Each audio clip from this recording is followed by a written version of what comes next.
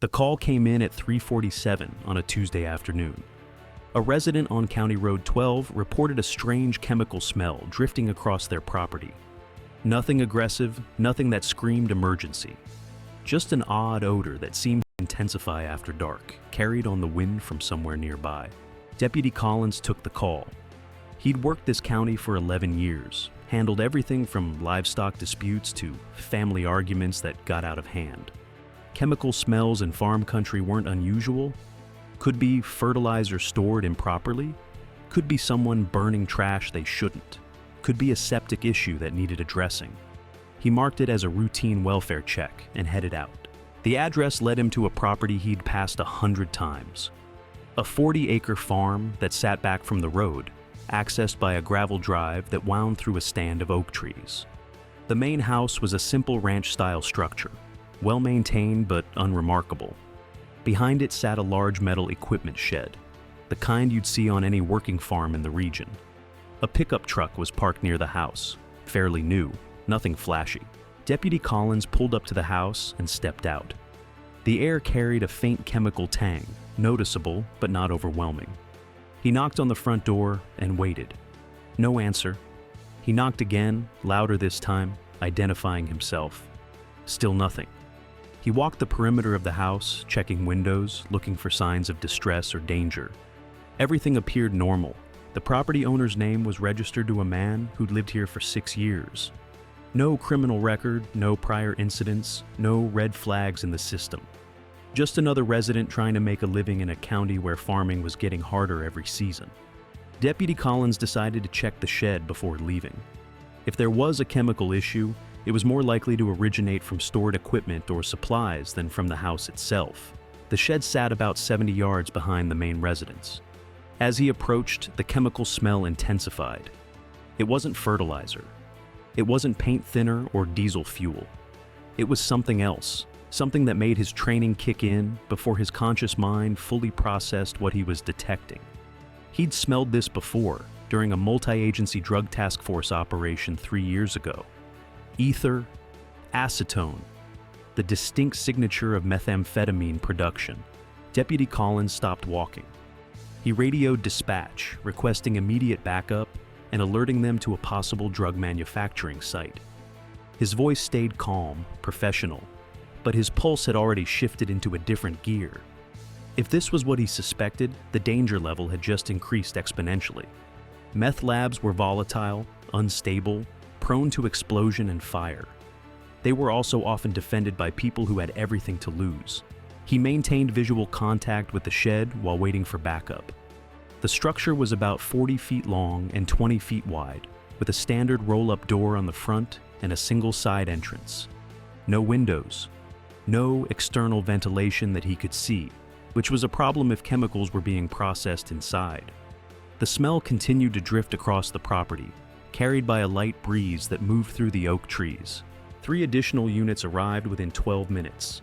Deputy Harris, Deputy Wolf, and Sergeant Martinez formed a perimeter around the shed, while Deputy Collins briefed them on what he'd observed. They ran the property owner's information again, searching for any associates, any vehicles registered to the address, any patterns that might indicate how long this operation had been running.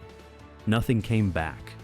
The man appeared to be exactly what his records suggested, a quiet farmer who kept to himself. Sergeant Martinez made the call to approach.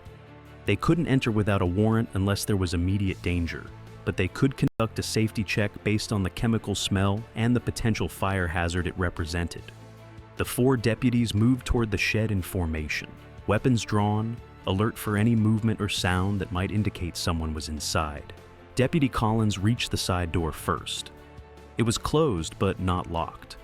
He pulled it open slowly, stepping back to allow visibility while maintaining cover. The chemical smell hit him like a wall, so strong it made his eyes water. Inside the shed, he could see what looked like a standard farm equipment storage area. A riding mower, some hand tools, bags of feed stacked along one wall. But something was off.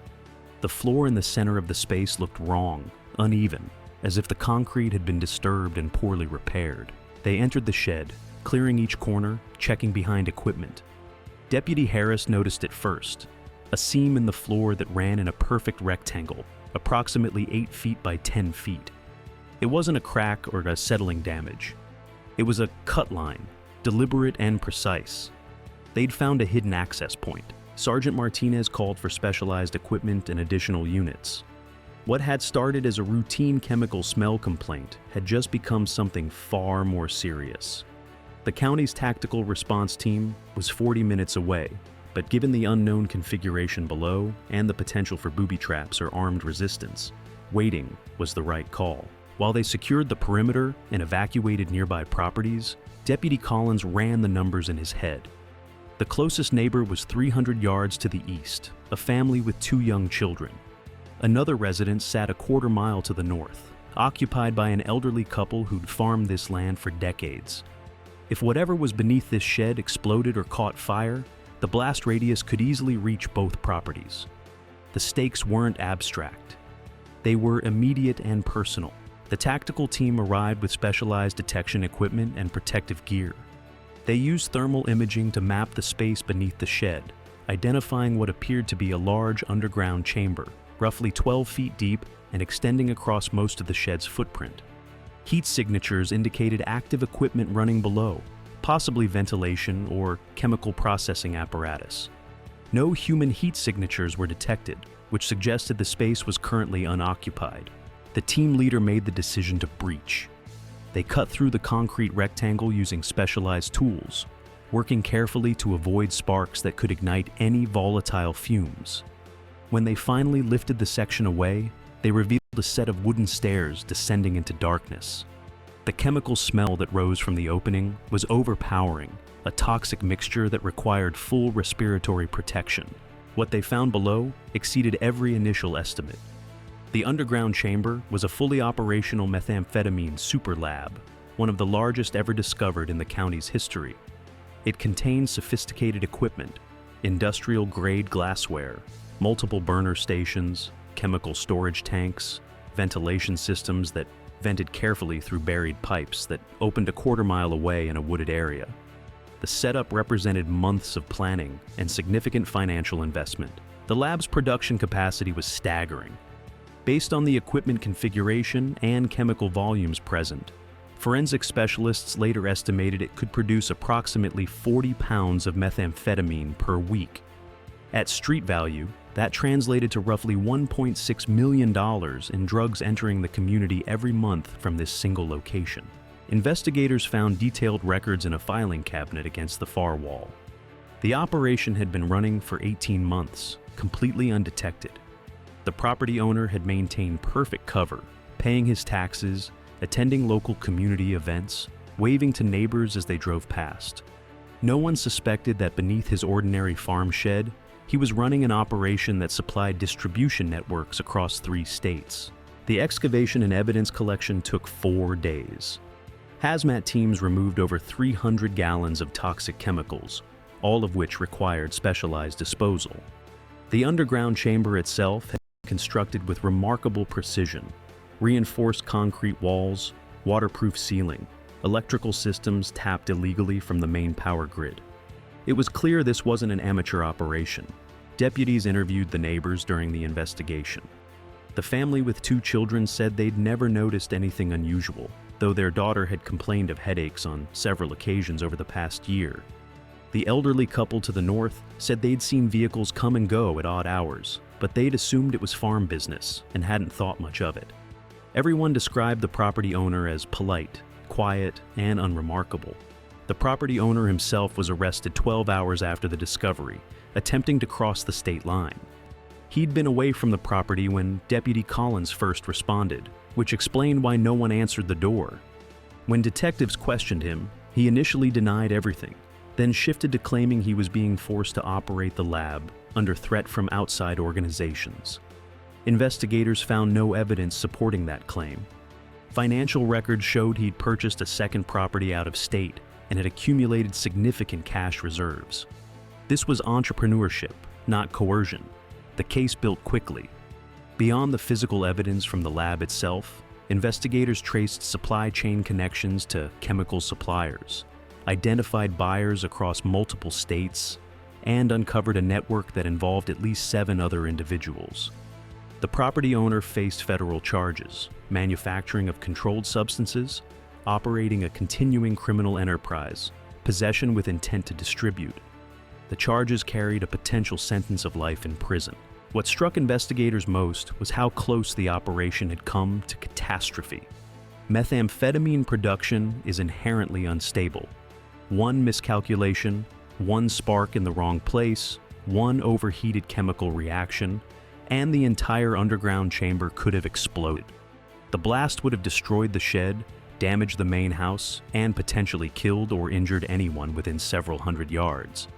The family with children was well within that radius. During the property search, investigators found ventilation system failures that had occurred 3 times over the 18-month operation. Each time, toxic fumes had built up to dangerous levels before the operator could restore airflow. Those fumes had vented across neighboring properties multiple times, explaining the headaches and the chemical smells that residents had dismissed as agricultural odors. People had been breathing poison without knowing it. The community reaction was mixed. Some residents felt betrayed, angry that someone they'd known and trusted had put their families at risk. Others felt afraid, wondering what else might be hiding behind the ordinary facades of their rural neighborhood. A town hall meeting drew over 200 people, all wanting answers about how something like this could happen undetected for so long. Sheriff Department officials used the case as a teaching moment. They emphasized the importance of reporting unusual observations, even when they seem minor.